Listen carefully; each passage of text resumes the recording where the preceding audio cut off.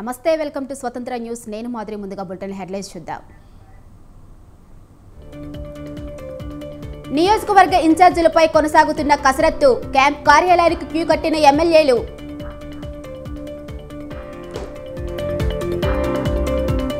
గంటా శ్రీనివాసరావు రాజీనామా ఆమోదించిన assembly speaker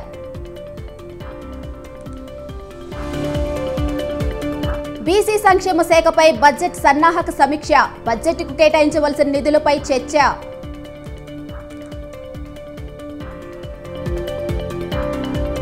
వచ్చే నెల నుంచి 200 యూనిట్లు ఉచిత విద్యుత్ 100 రోజుల్లో హామీలన్నీ అమలు చేస్తామన్న కోమిటిరెడ్డి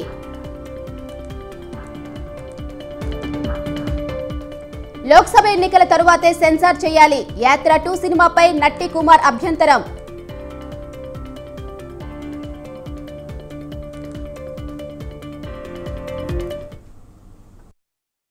నియోజకవర్గాల ఇన్ఛార్జీల మార్పుతో ఉమ్మడి కర్నూలు జిల్లా పార్టీలో ఉత్కంఠ నెలకొంది.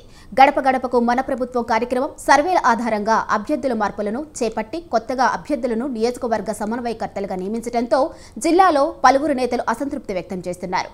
జిల్లాకు చెందిన 2 నేతలు కాంగ్రెస్ పార్టీలో చేరేందుకు సిద్ధమవుతున్నారు. ఉమ్మడి కర్నూలు జిల్లాలో అధికార పార్టీ పరిస్థితిపై మరింత సమాచారం మా ప్రతినిధి శ్రీనివాస్ అందిస్తారు. గెలిపే ధ్యేయంగా వైసీపీ పార్టీ చేపట్టినటువంటి మార్పులు చేర్పులు ఆ పార్టీకి రానున్న రోజుల్లో తీవ్ర ఇబ్బందులు తప్పవని చెప్పవచ్చు. ప్రధానంగా ఉమ్మడి కర్నూలు జిల్లాకు సంబంధించి ఇప్పటికే కోడుమూరు, ఆలూరు, ఎమ్మిగినూరు 3 నియోజకవర్గాలలో ఆయా నియోజకవర్గాలకు సంబంధించి వైసీపీ నేతలు కార్యకర్తలు పార్టీ ఎంపిక చేసినటువంటి సమన్వయకర్తల నియామకం పట్ల తప్పుపడుతున్నారు. పార్టీ తీసుకున్న నిర్ణయాన్ని పునఃసమీక్షించాల్సిందిగా కూడా వైసీపీ నేతలు కార్యకర్తలు పార్టీని డిమాండ్ చేస్తున్న పరిస్థితి కనబడుతుంది. ఉమ్మడి కర్నూలు జిల్లాకు పరిశీలిస్తే మాత్రం కోడుమూరు నియోజకవర్గానికి సంబంధించి ప్రస్తుతం జరదొడ్డి సుధాకర్ ఎమ్మెల్యేగా కొనసాగుతున్నారు.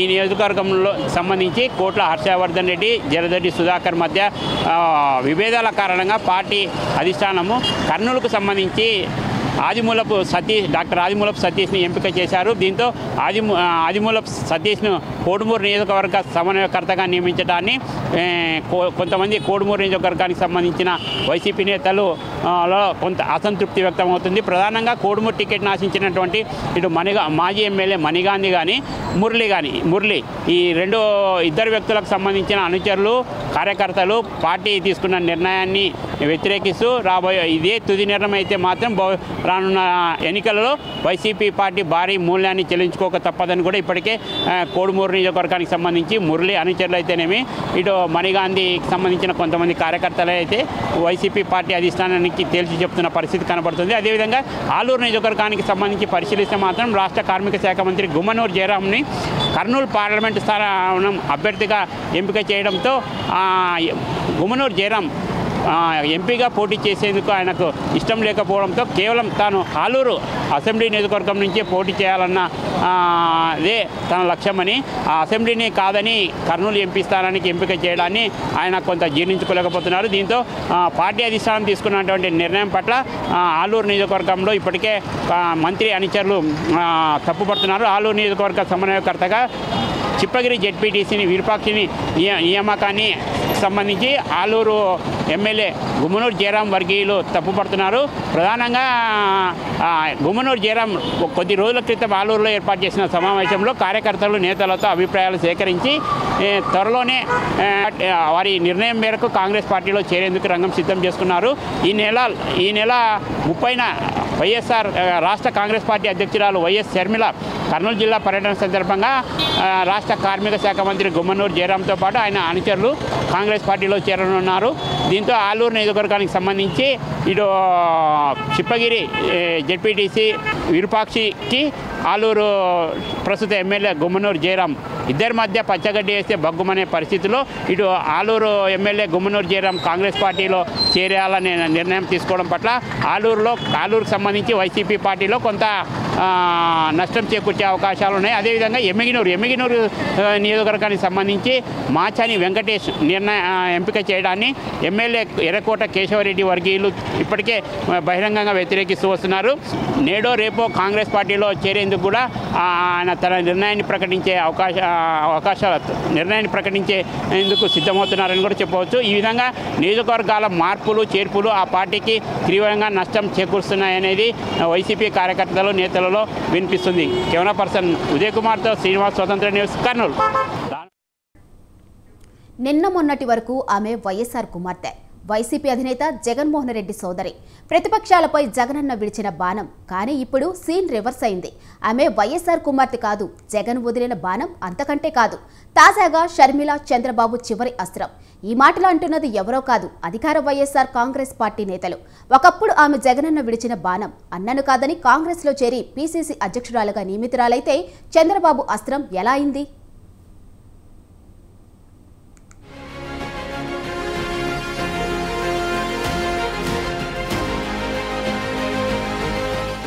ఏపీలో వైఎస్ఆర్సీపీ తీవ్ర గందరగోళంలో ఉంది.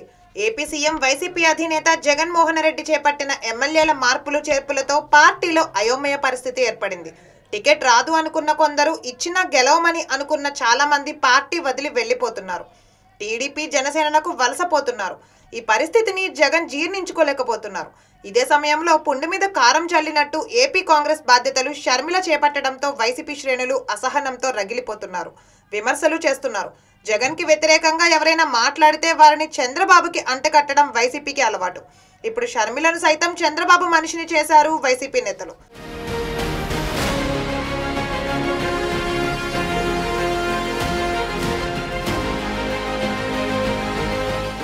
రాజకీయంగా ఎదగాలంటే వైసీపీ తెలంగాణతో సాధ్యం కాదని గుర్తించిన వైఎస్ షర్మిల కాంగ్రెస్ పార్టీ అధినాయకత్వానికి జైకొట్టారు. కాంగ్రెస్ తీర్థం పుచ్చుకున్నారు, జాక్ పాట్ కొట్టారు, ఏపీ కాంగ్రెస్ బాధ్యతలు చేపట్టారు. దీంతో వైసీపీ నేతలు షర్మిలను టార్గెట్ చేస్తున్నారు. షర్మిల ఇలా పీసీసీ బాధ్యతలు చేపట్టగానే ఆమె చంద్రబాబు చివరి అస్త్రం అంటూ వైసీపీ ప్రచారం చేపట్టింది. చంద్రబాబును ఏపీలో అధికారంలోకి తీసుకురావడమే లక్ష్యంగా షర్మిల పనిచేస్తున్నారని వైసీపీ నేతలు విమర్శలు చేస్తున్నారు.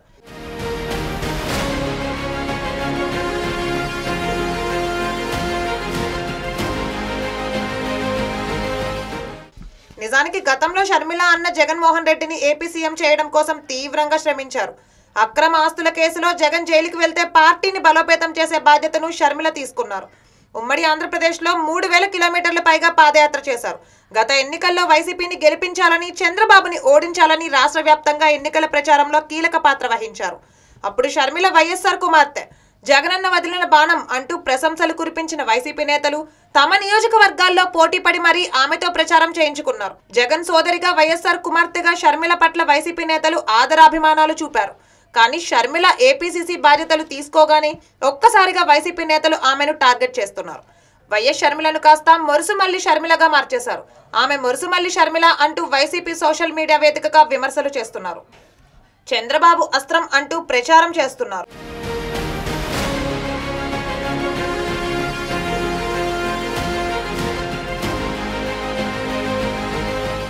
ఏపీలో మొదటి నుండి వైసీపీ కొత్త ట్రెండ్ మొదలుపెట్టింది. జగన్ ప్రభుత్వాన్ని విమర్శించే ఏ రాజకీయ నాయకుడైనా, మేధావులు అయినా వాళ్ళని చంద్రబాబు మనుషులు అంటూ ముద్ర వేస్తున్నారు. జనసేన అధినేత పవన్ కళ్యాణ్ ను మొదటి నుండి ఇదే దృష్టితో చూస్తోంది వైసీపీ. దత్తపుత్రుడు అంటూ చంద్రబాబు దగ్గర ప్యాకేజ్ తీసుకుని టీడీపీ కోసం పనిచేస్తున్నారని విమర్శలు చేసింది. ఇక ఇటీవల బీజేపీ చంద్రబాబు దగ్గర ప్యాకేజ్ తీసుకుని టీడీపీ కోసం పనిచేస్తున్నారని విమర్శలు చేస్తుంది. ఇక ఇటీవల బీజేపీ రాష్ట్ర పార్టీ బాధ్యతలు చేపట్టిన దగ్గుబాటి పురంధరేశ్వరి సైతం చంద్రబాబు కోసం పనిచేస్తున్నారని విమర్శలు చేస్తున్నారు. 2019 ఎన్నికల్లో పురంధరేశ్వరి బీజేపీ నుంచి పోటీ చేస్తే ఆమె భర్త దగ్గుబాటి వెంకటేశ్వరరావుకి మాత్రం పర్సూరు అసెంబ్లీ స్థానం నుంచి టికెట్ ఇచ్చింది వైసీపీ.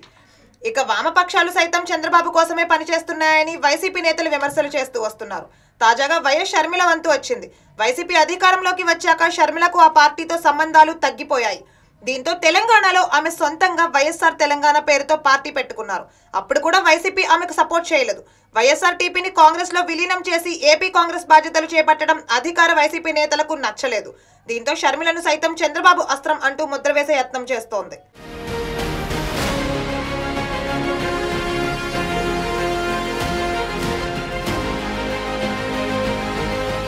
షర్మిల ఏపీకి వచ్చి రావడంతోనే రాజకీయంగా బిజీ అయిపోయారు. ఆరంభంలోనే వైసీపీపై విమర్శాస్త్రాలు సంధించారు. ఏపీ కాంగ్రెస్ ను బలోపేతం చేసేందుకు నడుం బిగించారు. జిల్లా పర్యటనలు చేపట్టారు. రోజు 3 జిల్లాల నేతలతో సమావేశాలు ఏర్పాటు చేస్తున్నారు. ఇక ముందు ఈ పర్యటనలో అధికార పార్టీపై ఎలాంటి కౌంటర్ ఇస్తారో అని వైసీపీ వర్గాలు ఆసక్తిగా ఎదురు చూస్తున్నాయి.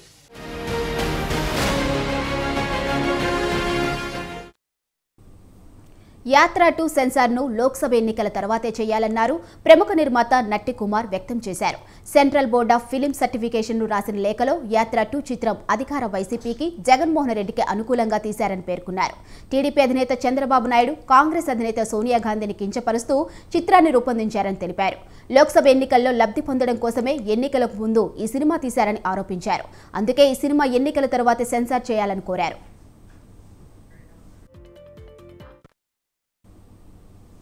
రేవంత్ సర్కార్పై నెలన్నర రోజులు గడవక ముందే బీఆర్ఎస్ యుద్ధం ప్రకటించిందా? ఎన్నికల ముందు ఇచ్చిన హామీలు అమలు చేయలేదని, కొత్త నిర్ణయాలు ఏమీ లేవని అప్పుడే కౌంటర్ అటాక్ చేయడానికి ప్రయత్నిస్తుందా? 6 గ్యారంటీలు 100 రోజుల్లో అమలు చేస్తామన్నా గులాబీ నేతలు ఎందుకు ఆగడం లేదు? ఇందుకు వేరే వ్యూహం ఏదైనా ఉందా?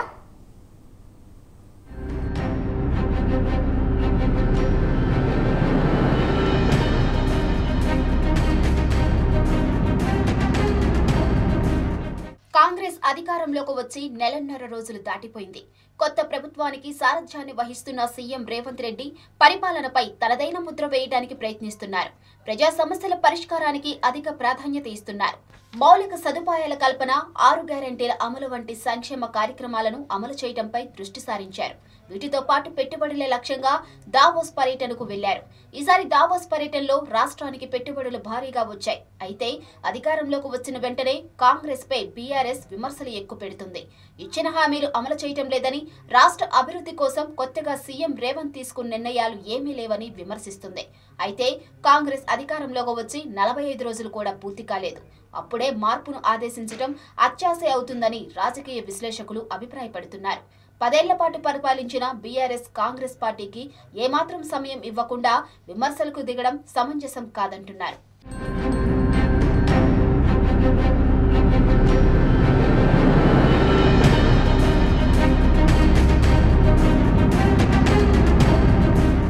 వాస్తవానికి కాంగ్రెస్ ఎన్నికల ముందు ఇచ్చిన 6 గ్యారెంటీలను 100 రోజుల్లో అమల్లోకి తెస్తామని ప్రకటించింది.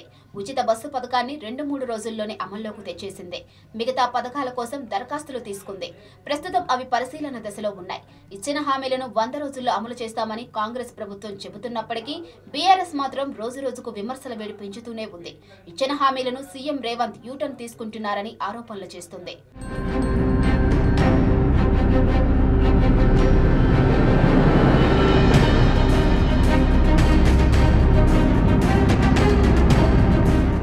అధికారంలోకి వచ్చిన వెంటనే ప్రగతి భవన్ లో అంబేద్కర్ నాలెడ్జ్ సెంటర్ గా మారుస్తామన్నారని, కానీ ఇప్పుడు ఆ విషయాన్ని పక్కన పెట్టారన్న విమర్శలు వినిపిస్తున్నాయి.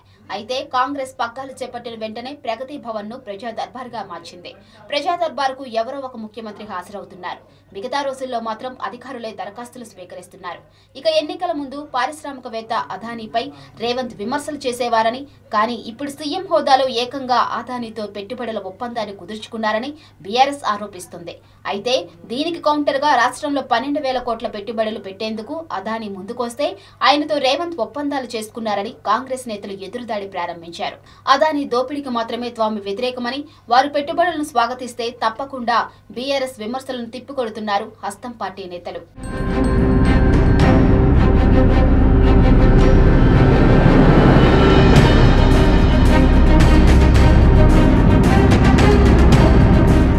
ఇక ప్రభుత్వం సలహాదారు నియామకాలపై కూడా రేవంత్ సర్కార్పై బీఆర్ఎస్ విమర్శలు చేస్తుంది. అధికారంలోకి వచ్చిన తరువాత పాత సలహాదారులను రేవంత్ ప్రభుత్వం తొలగించింది.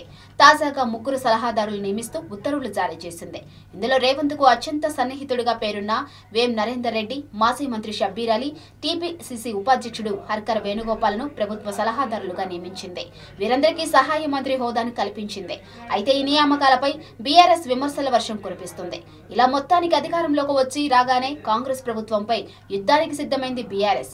అయితే ఇదంతా లోక్సభ ఎన్నికల్లో కాంగ్రెస్ ను వీలైనంత తక్కువ స్థానాలకు పరిమితం చేయడం కోసమే అన్న అభిప్రాయాలు వ్యక్తమవుతున్నాయి.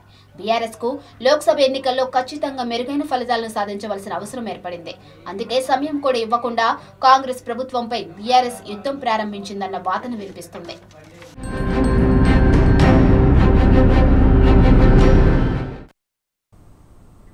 రంగారెడ్డి జిల్లా బండ్లగూడ జాగిర్ కార్పొరేషన్ మేయర్ మహేందర్ గౌడపై కార్పొరేటర్లు అవిశ్వాస తీర్మానం పెట్టడాన్ని రాజేంద్రనగర్ ఎమ్మెల్యే ప్రకాష్ గౌడ్ తీవ్రంగా ఖండించారు.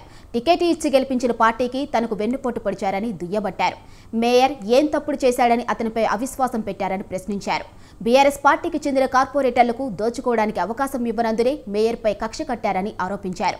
డబ్బు కోసం దిగజారుడు రాజకీయాలు చేస్తున్న వారికి ప్రజలు తగిన బుద్ధి చెబుతారన్నారు. వచ్చే ఎన్నికల్లో తిరిగి ఎలా గెలుస్తారో చూస్తానని హెచ్చరించారు.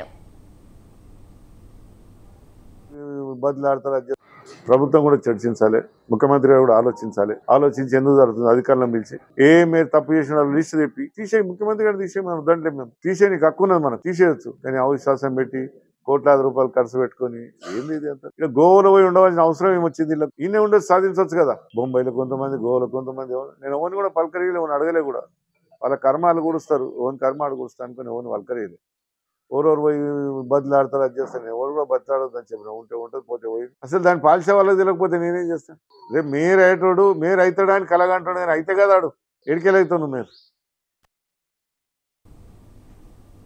2020 కంటే ముందు గ్రాడ్యుయేషన్ పూర్తి చేసిన వారు, ప్రభుత్వ ఉద్యోగులు ప్రతి ఒక్కరూ శాసనమండలి ఎన్నికల ఓటు నమోదు చేసుకోవాలని జనగామ జిల్లా కలెక్టర్ అన్నారు.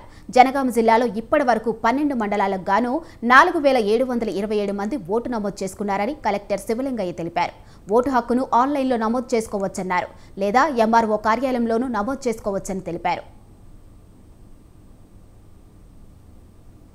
అట్లనే మనం ఫిజికల్ కాపీ వాళ్ళ దగ్గర ఉన్న స్కాన్ చేసి సేమ్ ఫామ్ మీద సంతకం ఉంటుంది, వాళ్ళ సర్టిఫికేట్ మీద సెల్ఫ్ అటెస్టేషన్ ఉంటుంది, ఒక గెజిటెడ్ ఆఫీసర్ సంతకం ఉంటుంది, దాన్ని స్కాన్ చేసి. ఇక ఈ ఎలక్ట్రోల్ సంబంధించి డ్రాఫ్ట్ పబ్లికేషన్ మనకు 24 ఫిబ్రవరి 2024 పబ్లికేషన్ జరుగుతుంది. దాని మీద క్లెయిమ్స్ అండ్ ఆబ్జెక్షన్స్ మళ్ళీ 24 ఫిబ్రవరి నుంచి 14 ఫిబ్రవరి క్లెయిమ్స్ అండ్ ఆబ్జెక్షన్స్.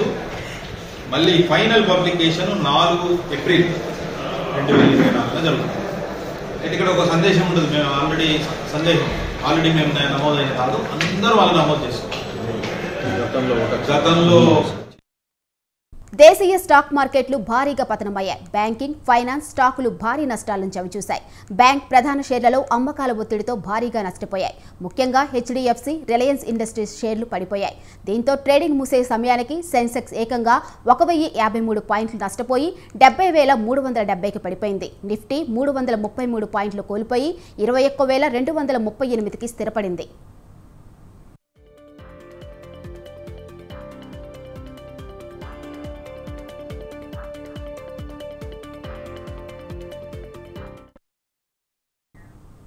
ఇవి బులెటిన్ అప్డేట్స్. చూస్తూనే ఉండండి స్వతంత్ర.